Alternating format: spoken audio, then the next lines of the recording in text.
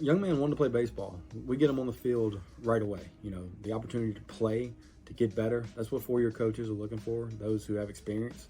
Right now we know that four-year coaches are heavily recruiting out of the portal and heavily recruiting junior college kids who have that experience. So coming to us, the best ROI on education is the two-year route right now. That the cost of tuition and living versus the four-year is so much better right now when it comes to student debt and much of those. But if you want to play, you want to make an impact, coming to a two-year school and doing that in your first and second year, that's a real game changer for young men who want to play baseball and make themselves better.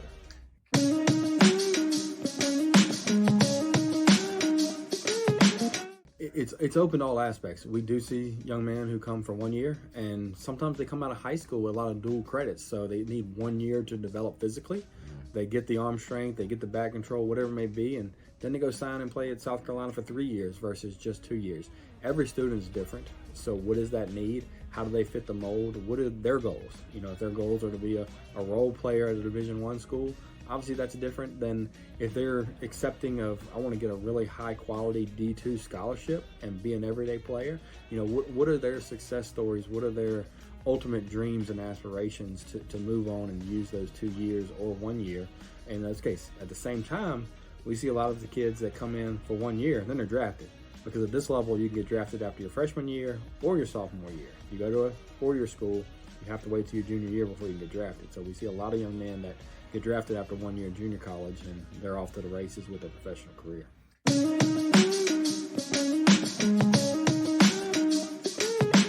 Yeah, I think from a parental standpoint, educate yourself about the system. Understand that in baseball alone, at Division I NJCAA school, there are 24 full rides can be offered. That doesn't mean that your son will get a full ride. They're going to use Pell Grant or state aid and other stuff first.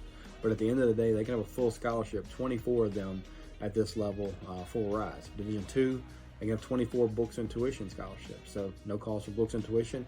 If you live in a community that has a program that's really good, and you can stay at home, live at home for 2 years and get a full books and tuition scholarship, you're out of debt for 2 years walking away.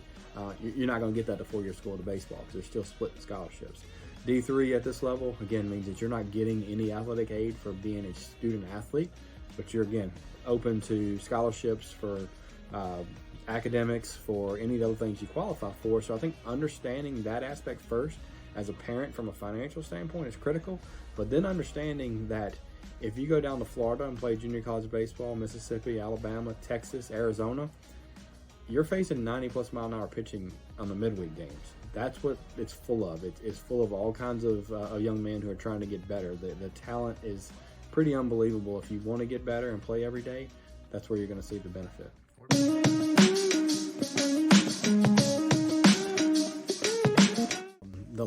I've been here since 2017, and we continue to see more than 25% of our student athletes who are graduating with a 3.5 or higher. The academic quality for the first 2 years of college is pretty much the same classes you're going to take, whether it's in a university system or if it's at your local two-year college. But there's no underwriting. I mean, I have lots of students that tell me that their class was much tougher on them at the two-year level than it was at the four-year level because they're in a classroom of 20 individuals that are being really pushed by an instructor that's there for the passion, not in a classroom of 300 where if they're not even there, nobody cares. So understanding those dynamics of the academic rigor, it's real. It's not downplayed, underplayed, it's real.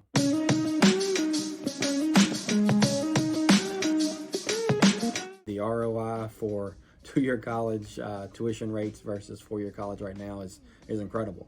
So again, people say, well, you have a four-year degree. Absolutely, I have 8 college degrees, but I have a 2-year college degree as well.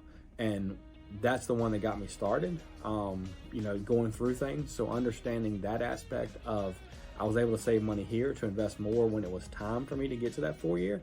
That's the benefit, because again, the 4-year degree is going to have value just like the 2-year degree, but how can I look at it from a financial standpoint to know that I'm saving money, I'm getting the same classes, I'm on the field playing, getting better every day, looking for the next opportunity.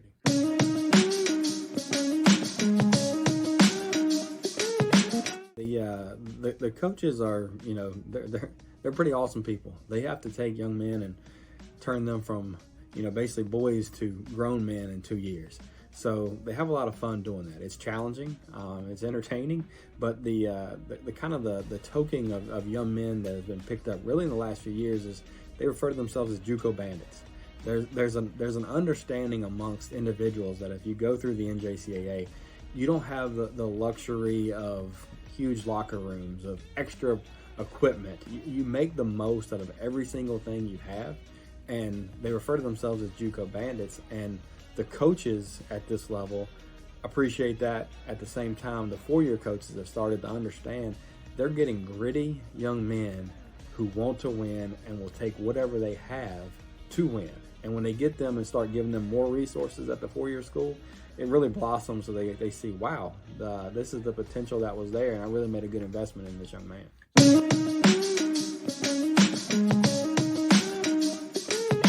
Impact.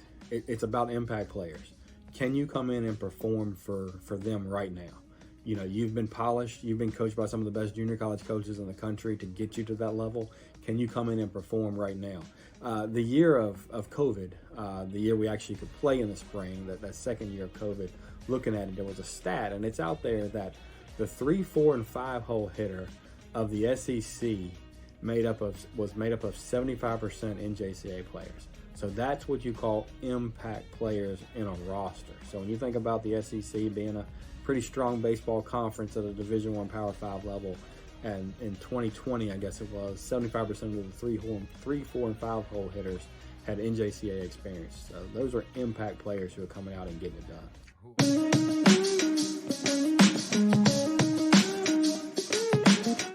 That list is so long it would take days to talk about, but for young men who are thinking, is this the route for me? I can tell you it was for Bryce Harper. I can tell you Albert Pujols only played NJCAA baseball. I can tell you Roger Clemens played NJCAA baseball. I can tell you Andy Pettit played NJCAA baseball. Jorge Posada played NJCAA baseball. The greatest offensive catcher of all time, Mike Piazza, played NJCAA baseball. And you just keep going down that list until you realize, like Craig Kimbrell, he only played NJCAA baseball. And you see those names and you think, I only heard about them when they became the famous star at the four-year school or in the pros.